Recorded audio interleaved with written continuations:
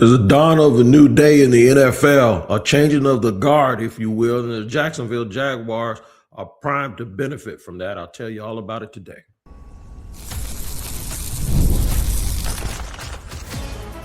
You are Locked On Jaguars, your daily Jacksonville Jaguars podcast. Part of the Locked On Podcast Network, your team every day. It's your team every day here on Locked On Jaguars. We thank you for making us your first listen. I'm Tony Wiggins, host of this podcast that is a part of the Locked On Podcast Network, the #1 sports podcast network. And we are glad to have you. And thank you to the everydayers also who join us each and every day that make us your first listen.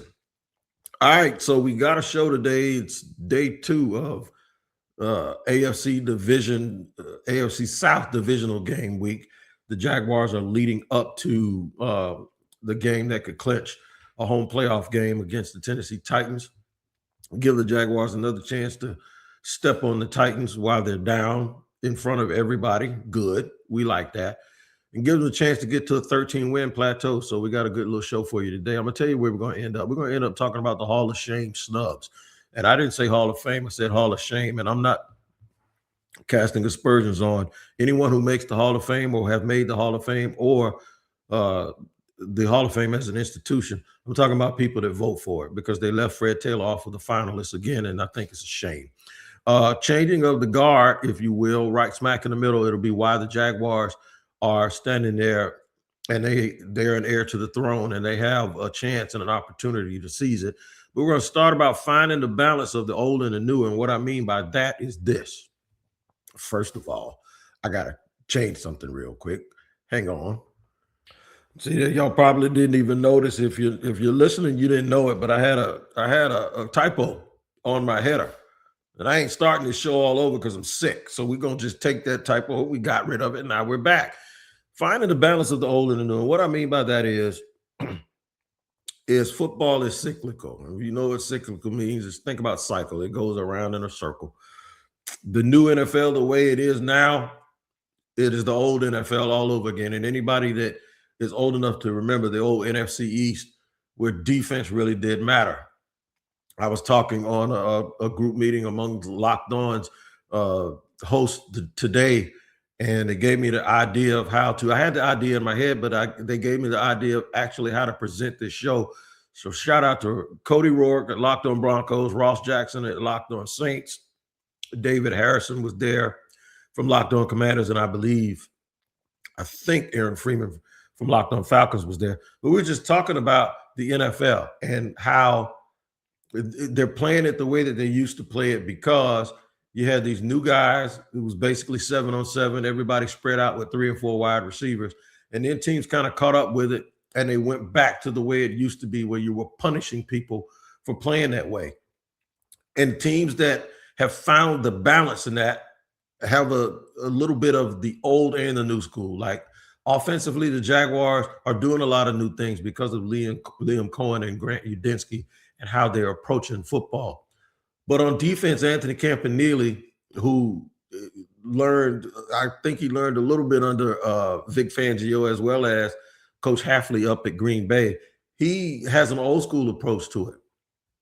They're knocking snot out of everybody's nose and doing it the old way, almost like Dan Campbell, but a little bit different. Sort of, you can look at guys like Ben Johnson, who's doing it. Sean McVay has been doing it for a long time. Kyle Shanahan's still doing it out in San Francisco, where you can have innovative offense, but at some point it still comes down to blocking and tackling. And if you can't block and tackle at a very, very high level or just outscore people, you ain't winning no Super Bowls and you ain't winning no championships. Because you look at most of the teams are built old school right now. Some of them have the innovation on offense, and a lot of them are still very, very good teams that are very stout defensively. For instance, the Jacksonville Jaguars lead the league in rush defense. How many times have you heard throw the ball to score, run the ball to win? But if you can't run the ball, you don't win, right? And I don't know if it rings true statistically. I know if I was a little bit better at True Media, I would go in there and figure it out. And I know there's people out there that's going to fact check me. So, but it feels like watching it from the outside in is as much as we talk about complementary football. Just because you play defense at a high level doesn't mean you got to run 4 yards in a cloud of dust, right? You can kind of do both.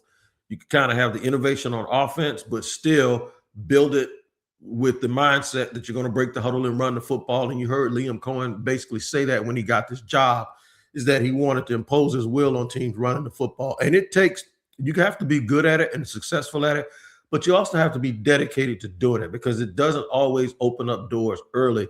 But it's like depositing money. It's like you peel off 20% of everything you get and put it in savings.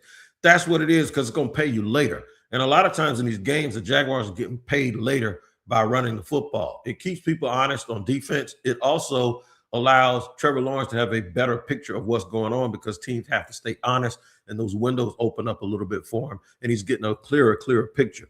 So success can be measured when they're running the football by yards, of course, and touchdowns, but it can also be measured by what it actually does to a defense. And those are the things that we really can't see. And you have to really take a deep dive into it to see if you're forcing teams to stay home and do certain things because the threat that they have of you running the football, like even if it's not successful, like if you run a ball on 1st and 10 and you get 1 yard, okay, it's 2nd and 9. You wouldn't think that was a success, but you don't know what that team did to stop it. So that team gives you a picture. The next time you're in 1st down, you give them that same look. And if they do that same thing and now you run play action or just change a little bit of your protections, maybe you get something different. So being committed to the run is like a good body punch or a good jab where you really, really, really have to use it for what it is. And sometimes success isn't measured on yards, but it's measured on the picture that it gives you. And it seems like Trevor Lawrence is seeing the picture a whole lot better. Even though they're coming out running, they're coming out throwing the ball a lot. They're doing that because he's a hot quarterback. But it's like they're setting up the run with the pass, and then they go to the run when they need to. I've often said you want to run. There's 2 times you want to run the ball, when you have to and when you need to. And the Jaguars seem to be doing a good job of that. Late in the game just the other day, Travis Etienne getting 9 yards here, 8 yards here, 7 yards here on 1st down, creating 2nd and 2, 2nd and 3 situations. That's a golden place to be if you got a hot quarterback, and Trevor Lawrence is definitely the hot quarterback. So watch out for the teams that are able to balance new age offense with old school defense. Those are the teams that I believe have a good shot to get to the Super Bowl. One of those teams is the team that I cover here in Jacksonville. So I'm going to talk about why there's a changing of the guard, some of the usual suspects that you see pushing for a title. Not all of them, but some of them aren't there anymore. There's one team, I believe, 2, but one of them is unrealistic, that has a chance to be the team that was knocking on the door forever that finally breaks through, and that's the 49ers. But if you take them out, everybody else, and I was going to use Baltimore too, but it looks like even if they make it, you don't think they're capable of winning it. Everyone else is a new team to this. Even the Patriots, even though they have all of those rings, this isn't the same. This isn't a part of that. They totally rebuilt that entire thing with the exception of the coaching staff, some members of the coaching staff. This is a whole new bunch of players. So this is a new era of the Patriots because we just had that whole era of the Chiefs going to 5 Super Bowls and winning 3. Everybody else is new. So if the 49ers don't get it done and the Rams don't get it done because they've also won a championship, who's it going to be of all of these new whippersnappers? And that's what we're going to discuss in segment number 2. I'm going to tell you why the Jaguars have a good chance to raise their hand and be the one that's called. We'll get to it in just a second here on Locked On Jaguars. Today's show sponsored, brought to you by Gusto.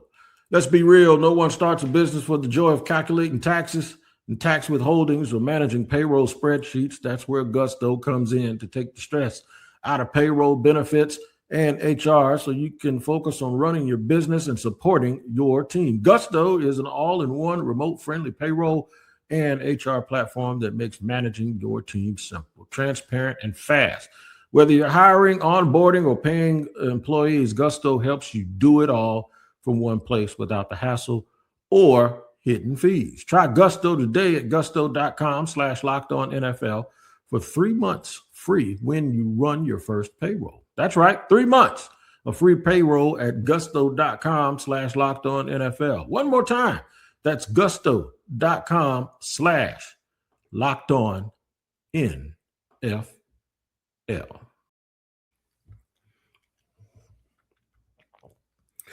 All right, riding along solo here on Locked On NFL like I always do. I don't ride solo on the squad show because I'm actually a passenger along with the driver, Mia O'Brien, and my main man, Marquise Ogden. They allow me to tag along with them twice a week after the game and then once in the middle of the week. Make sure you check that out on the Locked On Jaguars channel.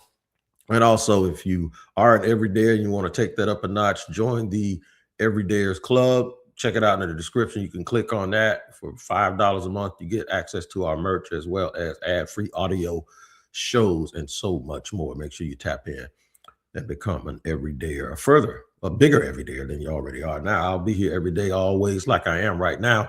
We're going to talk about a changing of the guard. There's a lot of new blood sitting there looking at the playoffs. And I'm looking at the playoff race right here, right now. The 49ers, Philadelphia, and the Rams are the teams that have either won Super Bowls recently or been knocking on the door. They're all in the NFC. In the AFC, Baltimore is the only team that has been knocking on the door lately. Everybody else is new. The Jaguars, Bills, Texans, Patriots. It's hard to call them new, but yeah, it has been a while since they won Super Bowl. And potentially the Pittsburgh Steelers, who I don't know if Pittsburgh, Baltimore are going to make it. So who's up next? Joe Burrow and the Chiefs and Baltimore have been the three teams along with the Bills. They've been knocking on that door, right? But now the only one that you really are afraid of or think that might have a chance to break through is Buffalo, and they got some warts on them. Why not the Jaguars? That's a good question. And it's a rhetorical question, and it's an open-ended question because I'm like, yeah, why not the Jaguars?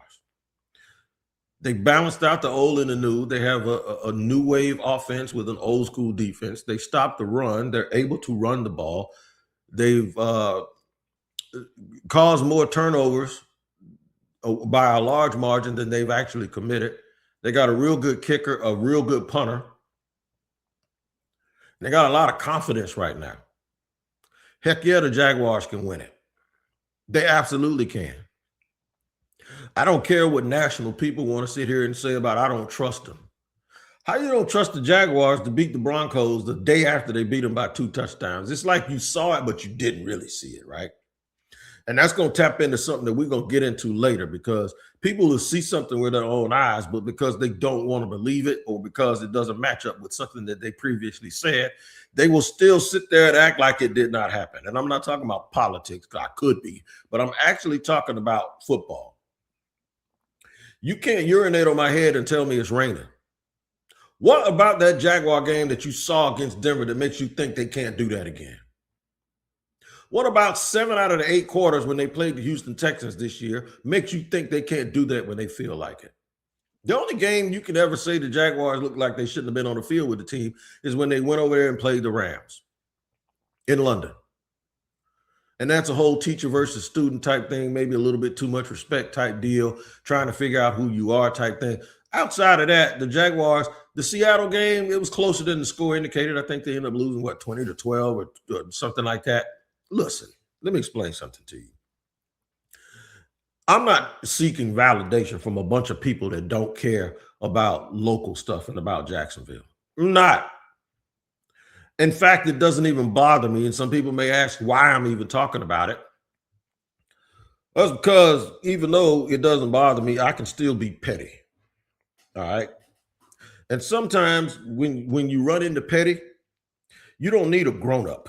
You need your petty friend like me. That's who I am today. And I'm in a bad mood because I don't feel well. To point out the petty. A lot of y'all don't know this about me, but I got a preaching certificate. I'm a certified Sunday school teacher. But I'm friends to pastors, about 10 of them. You know who I am to them? I'm the dude that'll go somewhere and say something to somebody that they won't say because they can't. And they don't ask me to do it. I do it because it needs to be done. And that's who I am to this fan base. And I try to be anyway. Because even though there's some people that's way louder than me about it, and even though some people that will get on your nerves all day on social media if you're on the other side of it, I have this platform, right? It's a pretty decent platform, right? Shout out to Locked On. So I'm gonna do it every chance that I get.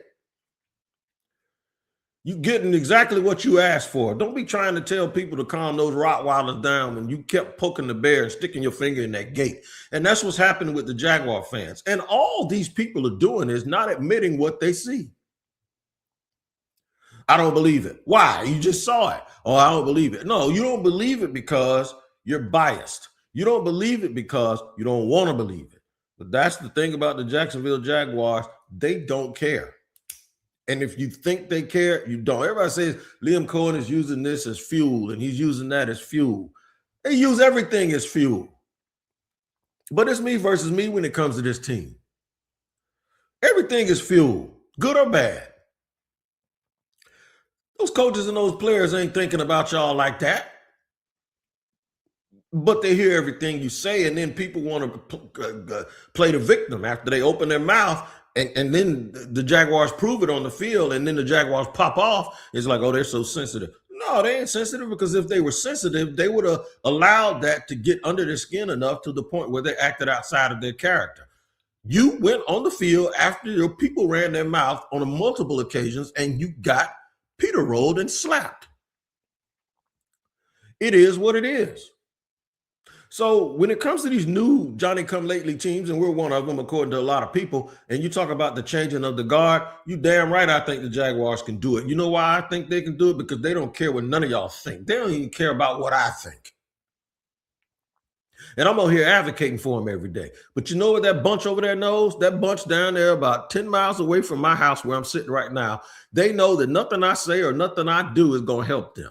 They know that Jimmy Smith and Fred Taylor, who I'm going to talk about in segment 3, can't walk into that door. They know Tony Baselli, because he looks like a swimmer or a basketball player now. He can't come and block anybody at left tackle.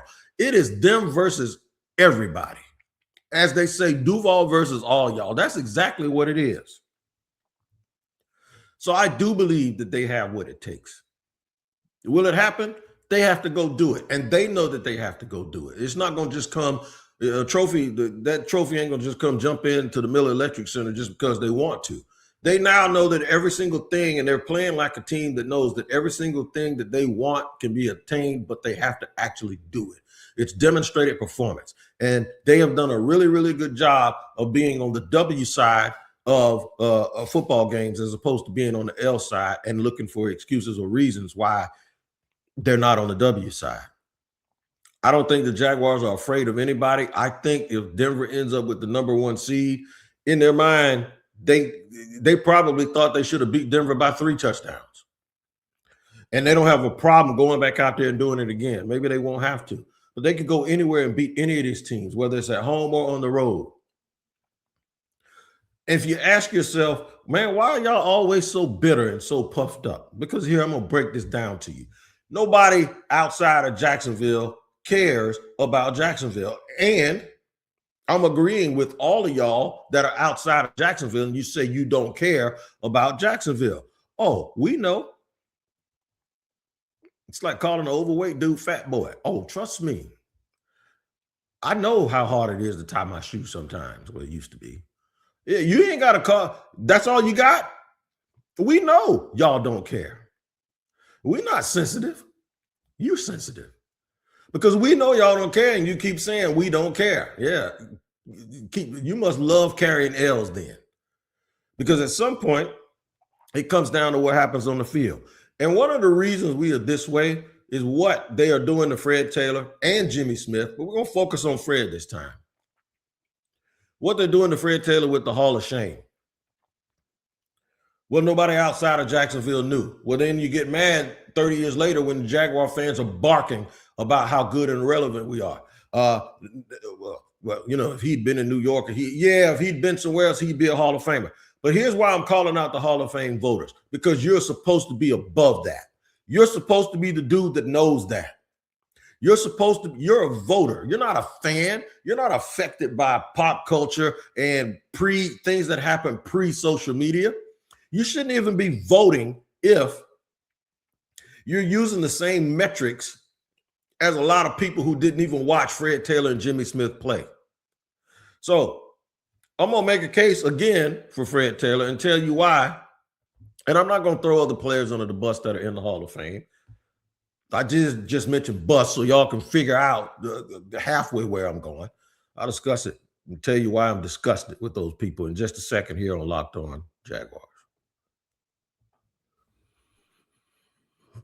All right, today's show is sponsored and brought to you by our friends over at Prize Picks.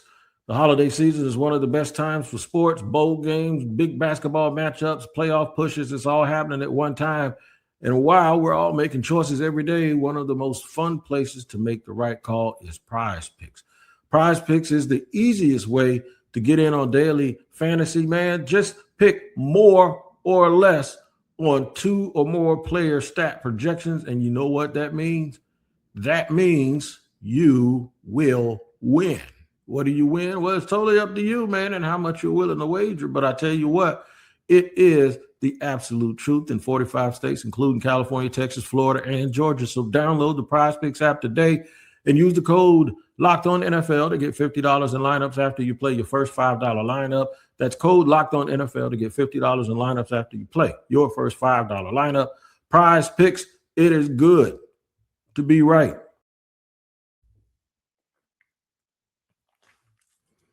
Moving along here, third and final segment of Locked On Jaguars here on a Tuesday as we build up the game week against the Titans. Y'all check in Thursday. I'll have my man Tyler Rowland from Tic Tac Titans on again, and we'll give you a crossover. Here's how the crossover going to go. Y'all going to lose. He's going to say, I know. And then we get a chance to have a good time talking about how awful their season is while how good the Jaguar season is. So I know y'all going to tune into that, because that is still our rival, no matter how down they are. Trust me, if it was reversed, they'd be dancing and doing the Watusi all over your forehead. So we ain't going to back up off them. We're going to keep that pressure. We're going to keep applying that same static. So let me get to Fred Taylor. And this is with Jimmy Smith on it too. But I've learned that you got to do it one at a time. Because when I was advocating for Fred and Tony Baselli, Big Bo got in. Now I'm going to advocate a little bit for Fred. I'm going to do this one at a time. 4.6 yards a carry over 8 times. Only one of 3 players that have 2,500 carries and average 4.5 yards a carry for his career. The other 2, Barry Sanders and somebody else. I can't remember who it is. It's Barry Sanders and somebody, probably Jim Brown. I'm bothered. I'm bothered because not that Fred didn't get into the Hall of Fame, but the reasons why people are doing it. Well, nobody knows. I'm so glad Picasso, when he painted, didn't ask people what he wanted them to paint.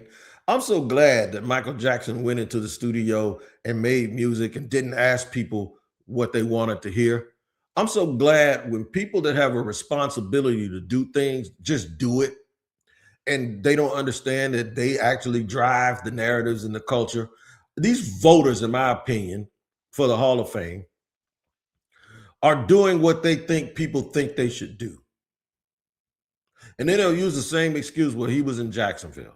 And you'll simultaneously say, well, they were in Jacksonville and nobody saw it, but you're a national person who's supposed to see it, right? So the very person that's supposed to actually be schooling everybody is moving to the tune, in my opinion, of everybody who needs you to lead them, as opposed to just doing whatever they think you should do. Most of these people didn't even see Fred Taylor play because there was no social media. There wasn't half of them were in elementary school. They were the kind of kids, you know how it is when you're a kid. Your mama tell you take a bath, you go in there and stand in the water and don't even wash and come out and you still funky. These people were doing that when Fred Taylor was a kid.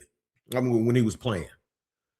How can you simultaneously talk about market size as a way to say, well, this is probably why Fred isn't making it? Yeah, all of those stats mean something. But then simultaneously get mad at Jaguar fans right now when they're on their way to a 13-win season and you're not giving them any respect, saying Jaguar fans are annoying. Why do you think we have a chip on our shoulder? Why do you think the Jaguar fans are so annoying? Because even when something hits you right in your forehead, you still won't acknowledge it. Go watch the tape. Listen to guys like Warren Sapp, Ray Lewis, Derek Brooks, LaDainian Tomlinson, Deion Sanders people who played against Fred Taylor. Listen to how they talk about him. You got some dude in his mama's basement eating meatloaf, sitting there saying he's not a Hall of Famer because, well, it just doesn't feel like it. Somebody I respect was telling me this morning, said you got to at least be top 3 at your position. So let me give you this. Top 3 at your position. Do you think Patrick Mahomes is a top 3 quarterback? 99% of the people are going to say yes. Did he have a top 3 year this year? No. But he's still considered one of the 3 best quarterbacks, right? So if a guy has to be one of the 3 best at his position to be qualified at some point during his career, don't you understand how Patrick Mahomes being a top 3 quarterback would nullify or eliminate anybody who's actually had a top 3 quarterback year, like Trevor Lawrence, from being considered a top 3 quarterback because we don't do it based on 1 year. And some errors are different. You name the top 3 backs in the league this year, it'll be an argument who number 4 is, whether it's Saquon or whether it's Jonathan Taylor. But the first 2 is going to be Bijan Robinson and is going to be Jahmyr Gibbs. Right? If you do it in an era where Randy Moss, Terrell Owens, and Marvin Harrison, all 3 were running around on the football field, who was the 4th best receiver around that time? Was it Calvin Johnson? He made it. I don't understand why that's a problem. You're talking about a dude that played at the same time as Jerome Bettis, Curtis Martin, 2 people I think Fred was better than, Marshall Faulk, Barry and Emmett at the end, Edgerrin James, LaDainian Tomlinson. At some point, he might have been top 3 in somebody's mind. Ricky Williams had a year where he led the league in rushing. But at some point, doing it based on that doesn't tell you about the era that he played in. Being able to put up 4.6 yards a carry as a runner who had over 2,500 carries in an era where there were so many great players, to me, should be a stamp as opposed to a demerit. But some people don't see it that way. The 3rd best running back in the league right now is probably, let's say it's Jonathan Taylor. Fred Taylor was better than that. So that criteria alone needs to go out of the window. Jaguar fans, don't stop. Be as annoying as you want. And when somebody asks you why you're so annoying or why you are the way you are, and want to claim that you're doing it because you're being sensitive, say, nah. I'm doing it because you're not sensible. The people that are most affected by what everyone else is saying should be the one telling everybody how they should feel, as opposed to just voting in a way that's going to make everybody happy. And this is not me with my Jacksonville bias. What this is me saying, do your job the way it's supposed to be done, and ask the people who actually played against Fred Taylor and Jimmy Smith, who has 9 freaking 1,000-yard seasons, and y'all can talk to me about off the field stuff. But until you put Fred in, who didn't do anything off the field wrong, I'm not going to believe that's why you're holding Jimmy out either. I'm going to believe that you just biased against Jacksonville, and y'all going to have to take this work that we're putting on y'all, especially if they win the Super Bowl. We are going to be insufferable. I guess if we win the Lombardi Trophy, you can't take that away, can you? If you win the Lombardi Trophy, you can't talk about market size, which all y'all Denver Bronco people, that's why we got angry at that foolishness, because it's been going on for 30 years. It ain't going to go on for 30 more, not if it's on my watch. Tune in to Locked On Jaguars each and every day. If you're an everydayer, you can join the Everydayer Club for as little as $5 a month, and you'll get a little bit more perks. But we ain't stopping for nobody. Win or lose, Jacksonville's going to still sit here and scream Duval till we die. And we ain't dead yet. Your team might be, though, if they ain't in the playoffs. Take care. We'll see you next time here on Locked On Jaguars.